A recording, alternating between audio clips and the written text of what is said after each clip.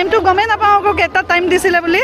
ভাল লাগিছে আমাৰ মৰাণত যে আজি ইমান ধুনীয়া এটা গৌৰৱৰ বিষয় হৈছে।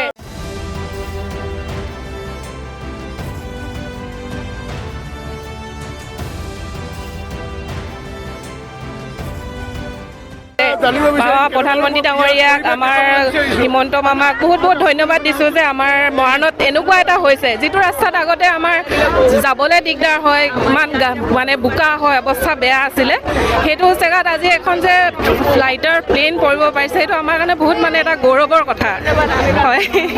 ধন্যবাদ।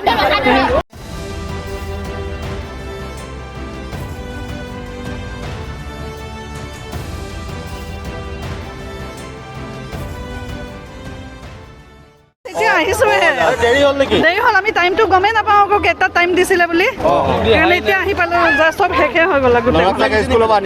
নাই, স্কুল আজি বন্ধ আছিলে, সিহঁতৰ ফাইনেল পৰীক্ষা শেষ হৈছে, তাৰপাছত জাষ্ট এতিয়া আহিছোঁ আৰু দুখ লাগিছে নাপালোঁ আৰু চাবলৈ। সেইটো আশা কৰি আহিছিলোঁ চাম বুলি, ল'ৰাটোকো দেখাম বুলি, কিন্তু চাবলৈ ভাগ্যত নাই চাগে।